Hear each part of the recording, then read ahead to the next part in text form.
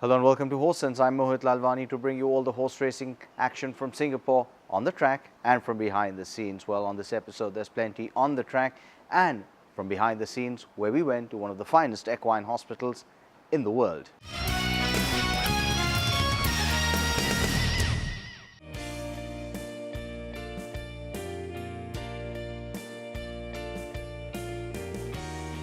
The Singapore Racecourse at Kranji saw an interesting mix of activity as the Singapore Turf Club hosted the first ever Korean Racing Trophy on the 26th of July.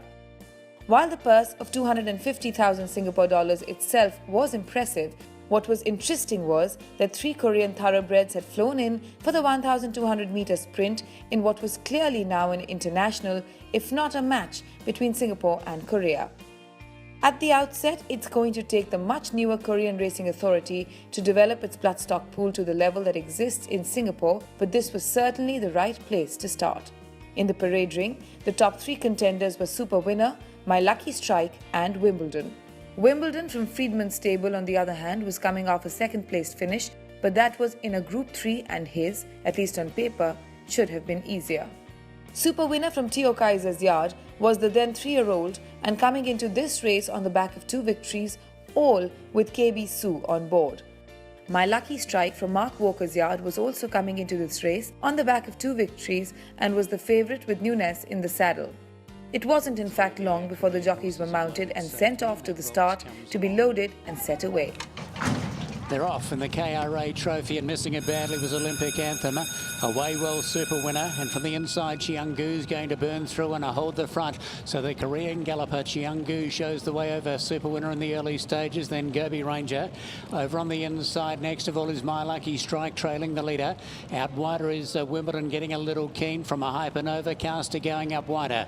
Next of all then is McVolts as they come off the back from Nobody Catch Me. Goliath made a little bit of ground from Gambon Guevara. And back at the tail is Olympic Anthem. Down the side, Chiang-Gu shows the way over Super Winner, and they're not burning along at any great rate as they come to the top of the straight. Wimbledon's been out 3 wide. My Lucky Strike's at a charmed run over on the leader's back. Caster goes up wider, followed by Hypernova, then Gobi Ranger. McVolts comes to the outside along with Nobody Catch Me. Super Winner's gone to the lead. After it, here is Wimbledon on the outside. Chiang-Gu battles away okay. Down the outside, Nobody Catch Me with McVolts, but Super Winner the front runner. Trying to get there, Wimbledon on the outside. My Lucky Strike over on the fence. A Super Winner clear by a length over Wimbledon. Battling away well, My Lucky Strike, but Super Winner draws away and wins the KRA Trophy. Super Winner, My Lucky Strike will get second, just ahead of Wimbledon.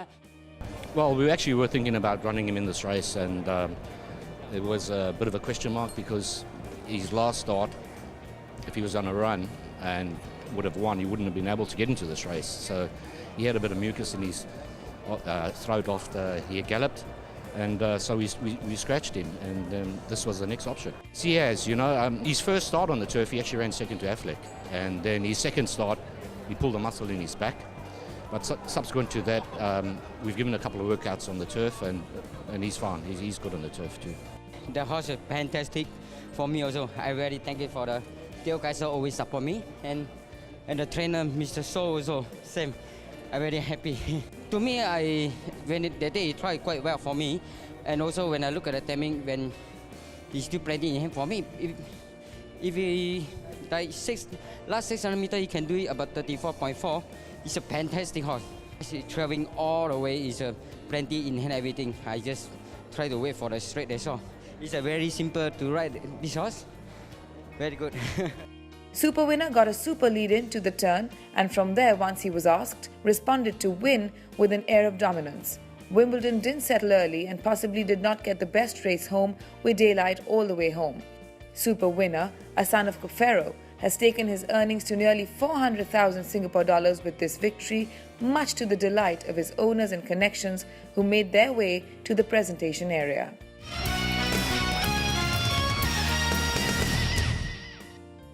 Experience her first in Singapore with the running of the Korea Racing Authority Trophy, a tremendous success and won today brilliantly by Super Winner. Mr. Lim Song-Han will now present the prizes for the Korea Racing Authority Trophy of 2015, as we've just witnessed, won brilliantly by Super Winner.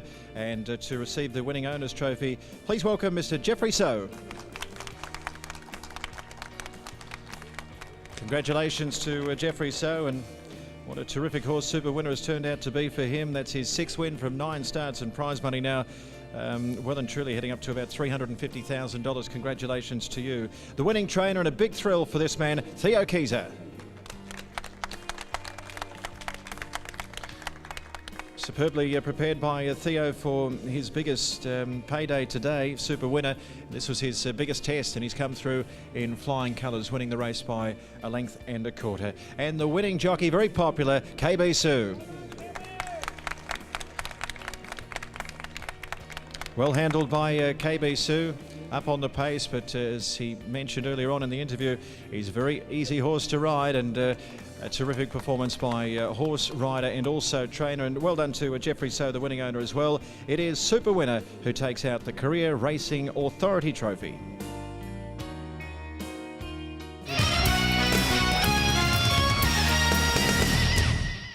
To make sure a thoroughbred performs to his optimum potential, it is essential that he gets a free flow of oxygen to fuel his fast-paced and demanding gallop.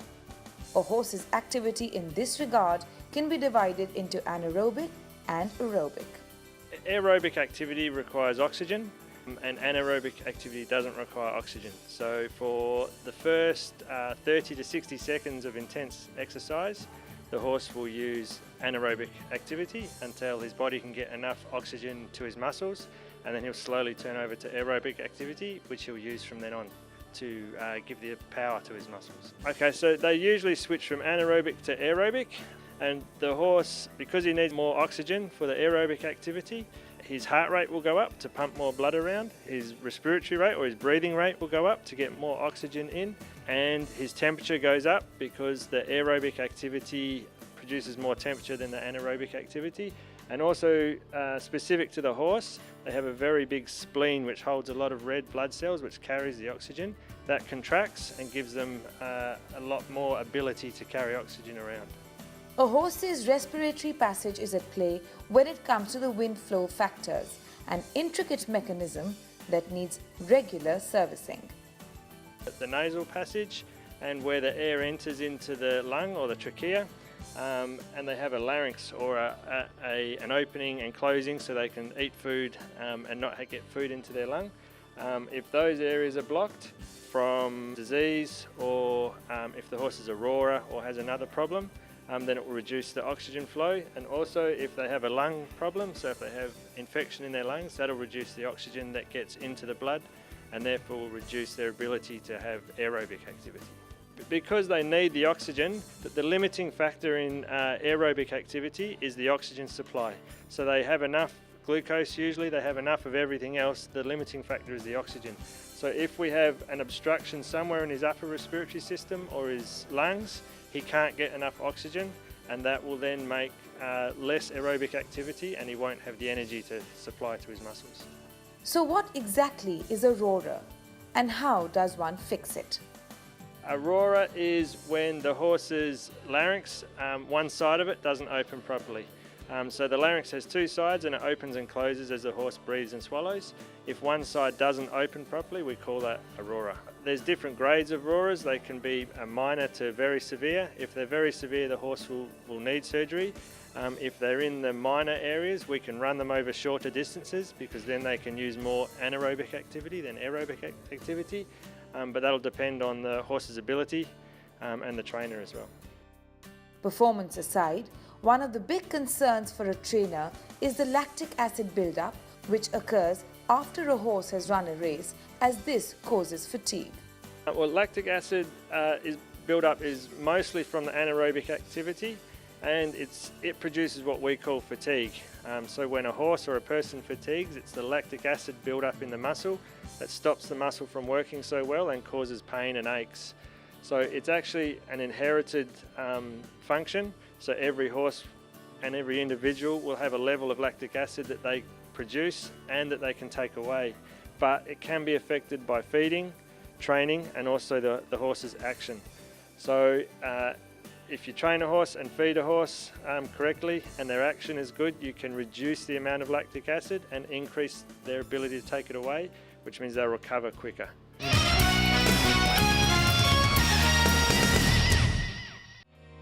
Back in Singapore, and the Emirates Derby weekend hosted a strong card which included the Group 1 Derby, the Group 3 PIGT Gold Cup and the Group 3 UT Classic over 1800 metres, which saw the Laurie Laxon saddle galloper Step It Up continue his resurgent form. He took on the likes of Wild Geese and Slew of Load and switched off early in the race by Nunes. It seemed like it was only going to be a matter of time before he found his best racing legs. Racing now in the UT Classic, and immediately Martin and also Spielberg have gone back second last, and Wild Geese from out wide is away nicely with also Slew of Load, Titanium, Emperor's Banquet up there from Johnny Guitar and Cheetah on Fire. Behind those, Step It Up, and the Reader's gone back third last from the 3-year-old Mr. Spielberg, who's just a little keen, and Martin a few lengths away last of all. So Harry Cassimy tried to get across on Wild Geese, but John Powell and Slew of Load was having nothing of it, and it is Slew of Load who leads the field along the far side by about a half length. Wild Geese, he now takes hold and is happy enough to sit outside the front runner without cover. 1200 metres to go in the UT Classic Stakes, and it's Slew of Load from Wild Geese, and now Emperor's Banquet sliding around the outside at a muddling run affair. Then Titanium, who's at the moment 3 deep. Behind those, in Cheetah on Fire next on the inside from Johnny Guitar, and then came Step It Up, Mr. Spielberg, and also Martin. The last one is a length away at the rear. So Slew of Load led. Emperor's Banquet for Vorster went around the outside into second position as they work off the far side, and then came Titanium now getting going, but he has been out wide. Cheetah on Fire's had an economical run. Wild Geese close up in the middle, back about fifth. Then Step It Up, who's now warming up out wide, being followed by Mr. Spielberg, who is hemmed away near the inside from Johnny Guitar and also Martin. So Slew of Load has had a nice enough run. Emperor's Banquet on the outside is up with him, and then came the 3-year-old Titanium, who's of course got the lightweight. Cheetah on Fire just slightly held up. Then Step It Up with a heavyweight coming down the outside. Titanium put under pressure, back mid pack. He can't win, I don't think, and Step It Up's coming down the outside. Emperor's Banquet, they got to Slew of Load, who has got nothing more to give. Then Martin, who's finishing off fairly well, but Step It Up with a 59. He's in front, he leads, running down with about 50 metres to go. Emperor's Banquet's coming back stylishly, but he took on the young guns and he was too good. Step It Up with a 59, fantastic. Yeah, he have class, you know. He's small horse but have a big heart. He always give 100%, so today I was worried about the weight, but he's the best horse in the race, so he got the job done. Step It Up has taken his earnings to nearly 2 million Singapore dollars with this victory, and when one considers that he has beaten the Emirates Singapore Derby winner in the Queen Elizabeth back in April, his connections must have cast one eye on the Longines Gold Cup jockey statue even as they went up for the presentation.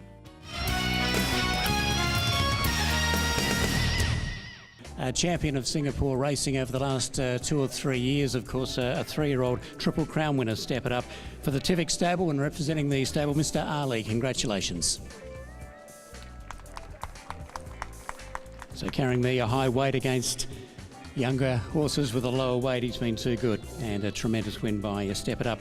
Laurie Laxon, the winning trainer, and representing the stable this afternoon, Shane Ellis, the assistant trainer. Well done, Shane.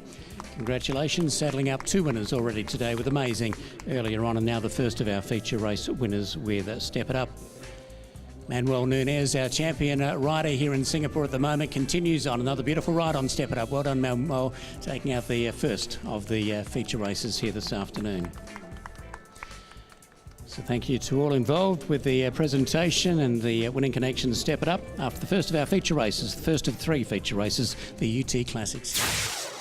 Laurie Laxon was back on the presentation dais a few races later when Daniel lowered the colours of Wimbledon in a desperately tight PIGT Gold Cup over 1200 metres, pairing up with Derby-winning jockey Corey Brown to make it a very special day for the two of them. They're ready and they're racing now in the Petite Gold. Wimbledon came away nicely, along with Flak Jacket, heeled up on the inside, and Happy Money's going to be there.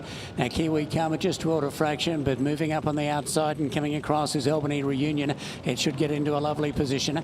Then Flax Golden Sands Steed, a gap to Daniel Trudeau, and last of all is El Padrino. Down the side they come, and Flak Jacket shows the way at the 800 for Matt Callity. Up on the outside second, Happy Money. Wimbledon getting a little keen over on the fence now. Kiwi Karma made to cover a little bit of ground, but travels up strongly. Then Albany Reunion just heeled along as they came to the 600. They were followed by Flax, then Golden Sandsteed. Next of all is Daniel Trudeau and El Padrino being a hard ridden at the rear. For home they come, and up on the outside, Kiwi Karma jogs up alongside of Flak Jacket. Just in behind them, Happy Money dropping off. Wimbledon into the clear, runs on. Kiwi Karma went to the lead, but Flak Jacket kicks on strongly. Wimbledon out of the middle, and Daniel begins to run on. The favourite Kiwi Karma reaches a narrow lead, but Wimbledon goes to it. Wimbledon, Kiwi Karma, Daniel out wider. Wimbledon poked his nose in front. Daniel comes quickly. It might have got there first up, Daniel. Yeah, it was funny, Matt, when before the entries come out, I hopped off Wimbledon mainly because of the weight. I just thought I didn't want to really be wasting hard on a big day, and then it so happened that Titanium come out with 50.5, so I'd already taken the ride, so I had to get down, but I'd already taken the ride on this horse. He is a lovely horse. Wimbledon's actually going really, really well. You can see I've only just beat him right on the line, but full credit to Shane. They've got him back from obviously a bleeding attack, but he's always showed lots of promise, the horse. Like I said, his form around him, like around War Affair and stuff, so he's always showed ability. He's definitely a Group 1 horse. But obviously he's just got these little niggling problems, but once he overcomes them, they're going to have a lot of fun with him. Now I'd like to invite Mr Michael Chin to present the prizes for the Petite Gold Trophy of 2015. The race won brilliantly in a tight contest by Daniel, and representing Oscar Racing Stable, CK Poir. Another win for the yellow and blue of Oscar Racing. Well done, and great to see Oscar here on track today, and a terrific trophy, the Petite Gold Trophy as well. Well done to all concerned there with Daniel. Laurie Laxon, the winning trainer, is over holidaying in France, and representing the trophy on Laurie's behalf is Shane Ellis. Well done to Shane. Nice trophy as well, and Daniel returns after a bit of a break, and returns in excellent fashion. Not the first time we've seen him up on stage. He's having a great day. The winning jockey is Corey Brown. 19.50 the time, and Daniel, nice to have him back racing. He's been a good horse over a long period of time now. Still only a 4-year-old, but that's his 6th win, and he's victorious in the Petite Gold Trophy. Our congratulations go to all the winners.